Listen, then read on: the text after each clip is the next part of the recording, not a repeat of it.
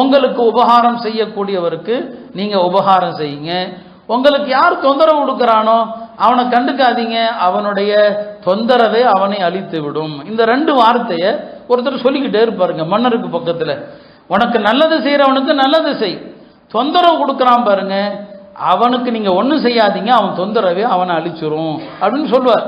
மன்னரும் அதை ரசித்து கேட்டுக்கிட்டே இருப்பாரு. இதுதான் அந்த ஆளுக்கு வேலை.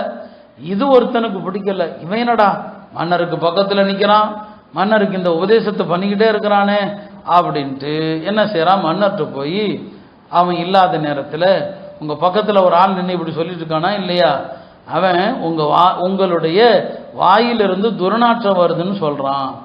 இல்லையப்பா அப்படிலாம் கிடையாது, அப்படிலாம் இல்லையே, அதுக்கு என்ன ஆதாரம்? நீங்கள் பாருங்கள், அடுத்து உங்கள் பக்கத்தில் அவன் வந்து நின்னான்னு சொன்னால் உங்கள் பக்கத்தில் நிற்கும்போது உங்கள்கிட்ட இருந்து வருகிற துர்நாற்றத்தினால தான் வாயில் கை வச்சு மூடிக்கிட்டே தான் பேசுவான் பாருங்க அப்படின்னு சொல்லிட்டான். அப்படியா, சரி பார்க்கலான்ட்டு, அடுத்த மஜ்லிஸ் கூடும்போது பார்த்துக்கலான்ட்டு. இதுக்கு இடையில இவன் கோல் சொன்னான் இல்லையா, அந்த மன்னருக்கு அருகில் இருக்கிற மனிதரை தான் வீட்டுக்கு கூட்டு போய் விருந்து கொடுத்து அந்த சாப்பாட்டில் பூண்டு வெங்காயம் எல்லாம் வச்சுட்டான். பூண்டு வெங்காயத்தை சாப்பிட்டுட்டு அவர் மன்னர் சபைக்கு வர்றாரு, வாயிலிருந்து துருவாடை வருது. இப்போ மன்னர் அவனை வழக்கம் போல பக்கத்தில் கூப்பிடுறாரு. இவர் பக்கத்தில் போயிட்டார். மன்னர் பக்கத்தில் வா உண்ட ஒரு விஷயம் சொல்லணுங்கிறார். இவன் பூண்டு வெங்காயம் வாடை வருதடா என்ன செய்யறது, மன்னர்கிட்ட எப்படி பேசுறதுன்னு வாயில கை வச்சுக்கிட்டு எப்படி பேசுறான். மன்னருக்கு தெரிஞ்சு போச்சு, ஆஹா அவன் சொன்னது கரெக்டு, இவன் நம்மள்கிட்ட இருந்து துருவாடை வருதுன்னு சொல்லி இப்படி வாயை மூடிட்டு நம்மள்கிட்ட பேசுறானே. உடனே மன்னர் என்ன பண்றாரு, ஒரு சீட்டு எழுதுறாரு. வளமையாக ஒரு சீட்டு எழுதினாலே யாருக்காவது உதவி உபகாரம் செய்யுமாறு தன்னுடைய அதிகாரிக்கு எழுதுவார்.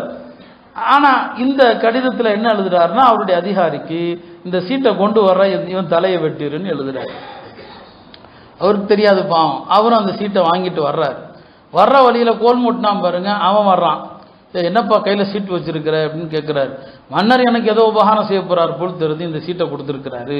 ஐயோ அந்த உபகாரத்தை நான் வாங்கிக்கிறேன், எங்கையில கொடுங்குறான். இவரும் அவங்கள கொடுத்துட்றாரு. அவன் அந்த அதிகாரிகிட்ட போய் கொடுத்தா வர்றவன் தலையை வெட்டுன்னு இருக்குது, தலையை வெட்டி முடிச்சுட்டார். அப்படின்னா இப்ப இந்த மன்னர் பக்கத்துல எப்போதுமே நல்லதை சொல்லிட்டு இருப்பார் இல்லையா, அவர் அவைக்கு வந்தா மன்னர் ஆச்சரியப்பாரு, என்னடா இவன் உசுரோடு வந்து நிக்கிறானேன்னு சொல்லி. என்னப்பா நான் தான் ஒரு சீட்டு கொடுத்து விட்டேன்னு. அவன் கேட்டான் என்ன நடந்துச்சுங்கிறத அப்புறம் சொல்றேன். நான் வெங்காயம் சாப்பிட்டுட்டு வந்தேன், அதனால உங்க பக்கத்துல அன்னைக்கு பேசும்போது வாயை மூடிக்கிட்டேன். அடப்பாவி எவ்வளவு தவறாக சொல்லி இருக்கிறான். அப்போ மன்னர் சொன்னாரு, நீ சொல்ற வார்த்தை கரெக்டா போச்சுப்பா, உபகாரம் பண்றவனுக்கு நீ பதிலுக்கு உபகாரம் பண்ணு, கேடு செய்பவனை அவன் கேடே அழித்து விடுன்னு அவர் அடிக்கடி சொல்வாரா இல்லையா. உனக்கு கேடு செய்ய நினைச்சான், அந்த கேடே அவனை அழித்து விடு.